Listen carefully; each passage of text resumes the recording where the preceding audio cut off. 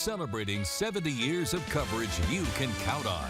This is KCBD News Channel 11's Daybreak Today. Now at 6, it's almost time for Lubbock residents to choose their new electric provider. Plus, President Biden and Ukrainian President Volodymyr Zelensky are meeting at the White House today. What they plan to discuss is just ahead, and the Federal Reserve meets this week. What this could mean for your wallet is just ahead. Today is Tuesday, December 12th. You're watching Daybreak Today. Good morning. Thanks for joining us. I'm Angie Wynn. I'm Steve Devine. Good morning. And weather will be our top story pretty much from now throughout the end of the week. And why is that? It does look like it. Yeah. We have some significant change, which includes some precipitation. Okay. It's much needed because we've only had actually just under 1/4 of an inch over the last 7 weeks, almost 2 months since we've had some significant rain occurring in the area. It's pretty quiet across the country this morning. We do have a lot of high cloud cover streaming our way once again from the southwest. It's going to be a little bit thicker than what we saw yesterday, so that'll cut down on the sunshine just a little bit, and it won't get quite as warm as yesterday afternoon. Yesterday's high was 62. That wasn't really warm, but it won't get up to 62 today. And right now we're at the freezing mark here in Lubbock, also the airport outside of Plainview.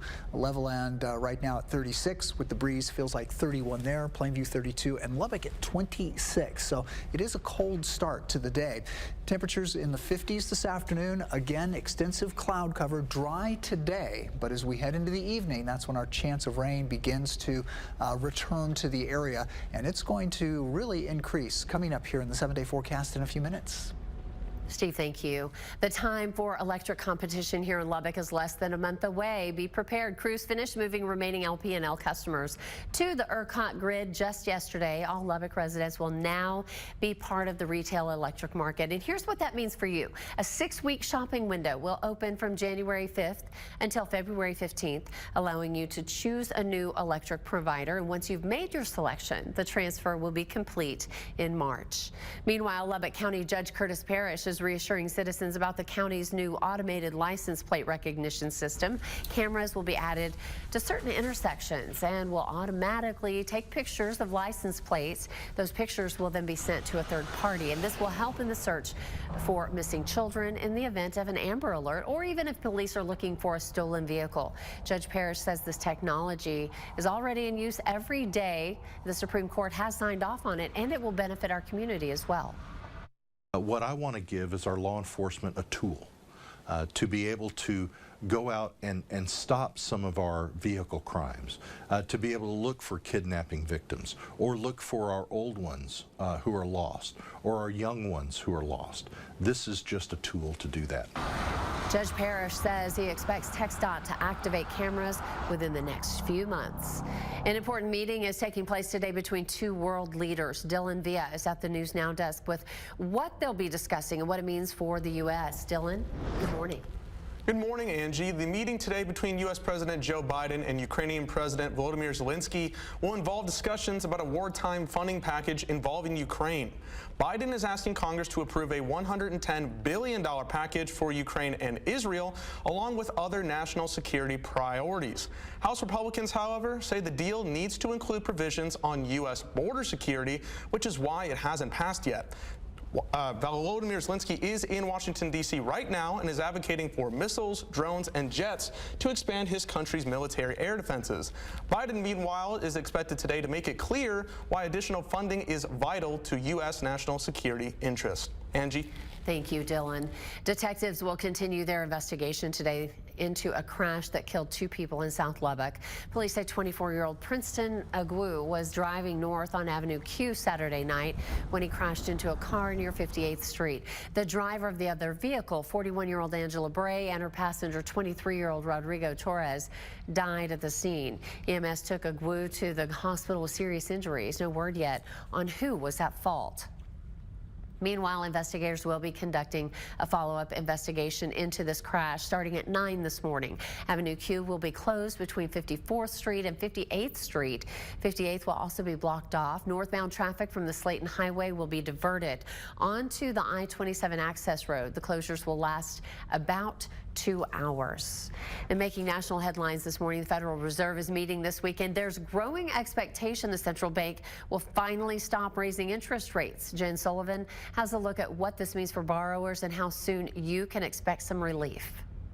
After nearly 2 years of interest rate hikes, relief could soon be ahead for borrowers. Fed will not hike interest rates further, and for all intents and purposes, this ends the Federal Reserve's rate hike campaign. The Fed is expected to pause interest rate hikes following its final meeting of 2023 this week. And there's growing speculation that the Fed is close to cutting interest rates, ending its aggressive campaign to lower the overheated economy and tame historic inflation. The Federal Reserve also needs to understand that we cannot continue to create a social divide of winners and losers with this division widening further and further because it could lead to societal instability. Despite Fed Chair Jerome Powell leaving the door open for future rate hikes, several recent reports are showing inflation is slowing and the economy is cooling. Citing that data, some market traders, investors, and economists expect the Fed to cut its key interest rate at some point within the next few months. We don't expect the first rate cut until June of 2024, and we expect 100 basis points of total rate cuts through the year. The Fed's funds rate heavily influences borrowing costs for things like credit cards, mortgages, car loans, and personal loans. And economists say interest rates could begin to come down even before the very first rate cut. They already are, as market participants, investors, and other policymakers begin to set expectations about where interest rates will be in the new year and then move throughout 2024. For Consumer Watch, I'm Jen Sullivan. We are checking in once again now with Steve Devine for a look at today's weather, and it really is the top story all week long. Steve, what changes can we expect today? We're looking at a chilly, wet period developing, but it's going to slowly develop. First, we have a mostly cloudy sky here in Lubbock right now. Winds are on the light side. The temperature is at freezing, 32 degrees here in Lubbock. A light wind, just 7 miles per hour. Wind chill, though, is 26 degrees. As I mentioned, cold start right now with the mostly cloudy sky. Now, the breeze is going to pick up to about 10 to 20 miles per hour, and the cloud cover is going to be thicker than what we saw yesterday. So those two elements combined with the third element of our high today of 58, a little bit cooler, it's going to be a little bit of a chilly breeze for the afternoon. Now, as we head into the evening, the wind speeds will start to let up once again. So I'm looking at a mostly cloudy sky, a little bit of sunshine. Highs today from the mid-50s to near 60 degrees. Again, that breeze kicking up this afternoon from the southeast. A lot of cloud cover today. And then as we head into the evening, slight chance of rain returns to the area. Overnight, though, we're expecting to see some scattered rain showers. Our rain chances will be increasing, but temperatures all across the area will be above freezing tonight, tomorrow morning. So no ice, no snow, but a cold rain is likely tomorrow through Thursday night. Now, Thursday, as the temperature begins to drop, Lubbock's high at about 41, we may begin to see some snow mixed in with the showers, mainly in the northwestern part of the viewing area.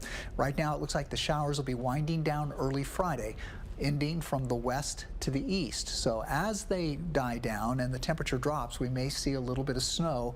Might see a little bit of snow in the Lubbock area, but again, not expecting anything measurable or accumulating here. Our northwestern viewing area potentially could see some light accumulations, but we're also looking at the potential of some very significant rainfall. Perhaps a widespread half-inch rain with some spots picking up more than 2 inches of rainfall with this pattern between now and Friday morning. That could result in some localized flooding. The weekend, dry with our lows in the 20s and our highs Saturday 51, Sunday 58 degrees. Angie. Thank you, Steve. It's 6:08 on your Tuesday. Still to come on Daybreak today. We are learning how to help grieving families on the South Plains as the holiday season can really be tough for some folks. Plus, one of NBC's newest shows is coming back for a second season. A look at its early success is just ahead. Stay with us. You're watching Daybreak today on KCBD News Channel 11.